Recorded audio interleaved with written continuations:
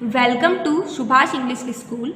So, today I am going to teach you Mathematics Class 5th Chapter 2 Shape and Angle. Worksheet है ये.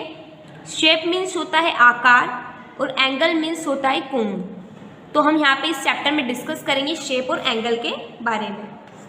देखिए question number first, fill in the blanks. यहाँ पे आपको fill करना है ब्लैंक्स. ए देखिए, the measure of a straight angle is. Straight angle simple सी एक सीधी लाइन होती है और यहाँ से यहाँ तक का पूरा हम मेजर देखते हैं स्ट्रेट लाइन में.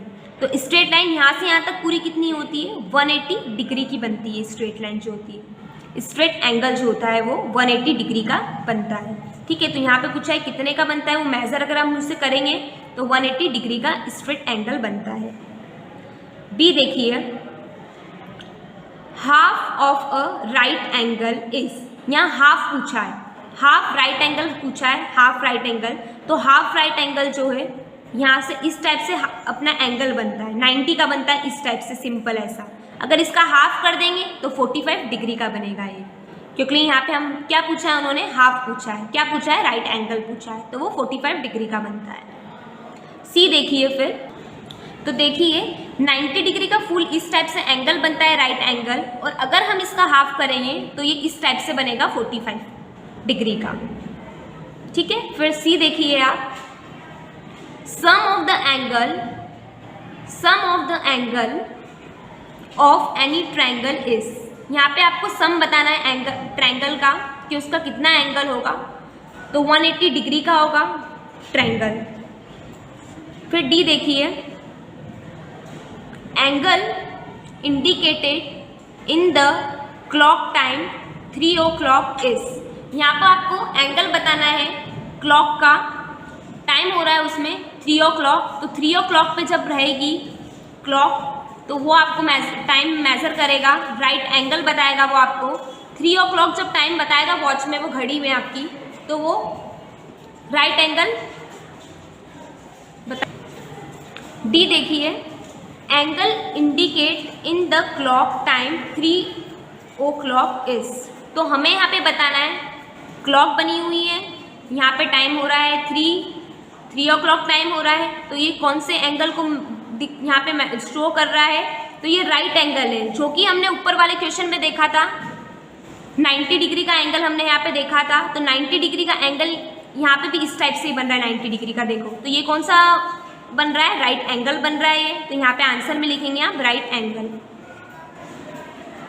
फिर क्वेश्चन नंबर सेकंड देखेंगे, classify the following angles and acute, obtuse and right angle. यहाँ पे आपको क्लासीफाई करना है, यहाँ पे आपको बताना है कौन सा एक्यूट एंगल है, कौन सा ऑब्ट्यूस एंगल है और कौन सा राइट एंगल है.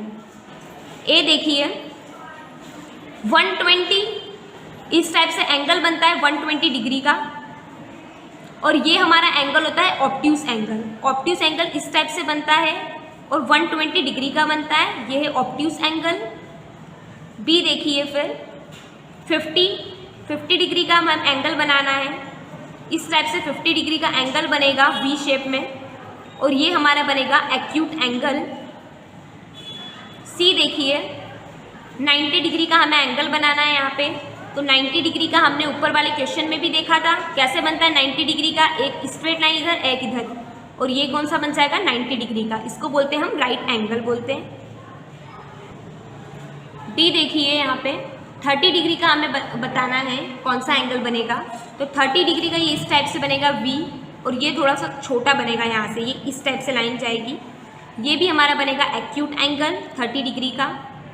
फिर ई देखिए, 150 डिग्री का हमें बनाना है. तो 150 डिग्री का इस टाइप से बनेगा ये, और ये बनेगा ऑब्ट्यूस एंगल.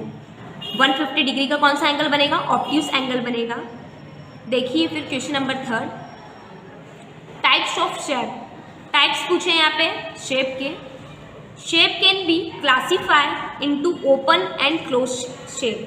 तो शेप के 2 टाइप के शेप होते हैं, एक होता है ओपन शेप, एक होता है क्लोज शेप. सारी साइड से क्या होता है? बंद होता है ये. और ओपन शेप जो होता है वो एक साइड से क्या होता है? खुला होता है. तो इसको बोलते हैं हम ओपन शेप, इसको बोलते हैं हम क्लोज शेप। ये होते हैं टाइप्स शेप के। क्वेश्चन नंबर 4 देखिए फिर आप,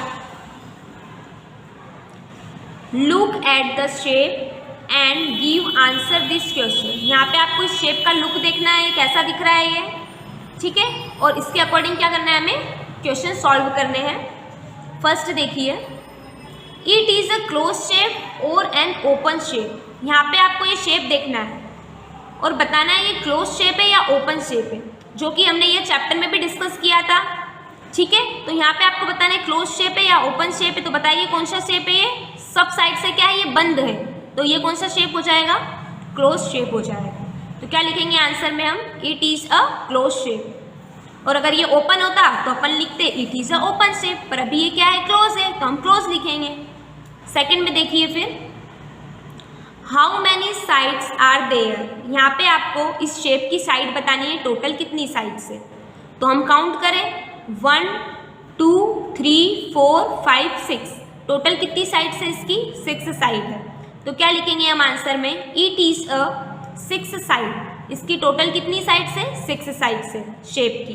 तो हम लिखेंगे इट इज़ अ 6 साइड। सब शेप अलग अलग होते हैं, यहाँ पे आपको अलग शेप भी दे रखा हो तो उसकी साइड आप काउंट करोगे तो अलग आएगी। अलग अलग टाइप की शेप दे सकते हैं आपको, तो आप उस टाइप से काउंट कर सकते हो और उस टाइप से यहाँ पे आप आंसर लिख सकते हैं, ठीक है। तो हमने इस चैप्टर में समझा शेप एंड एंगल में कैसे हम अलग अलग टाइप से एंगल बनाते हैं, अलग अलग टाइप से उनकी डिग्री निकलती है, अलग अलग टाइप के शेप होते हैं, ओपन शेप होता है, क्लोज शेप होता है। और हमने क्या सीखा इसमें, क्लॉक सीखी और 90 डिग्री का एंगल देखा हमने, हाफ एंगल देखा, 90 डिग्री का हाफ एंगल कैसे होता है, हमने क्लॉक बना के देखी, क्लॉक से हमने मेज़र किया किस टाइप से एंगल बना है। तो हमने इस चैप्टर में यही देखा, शेप एंड एंगल, किस टाइप से शेप होते हैं और किस टाइप से एंगल्स होते हैं। Thank you.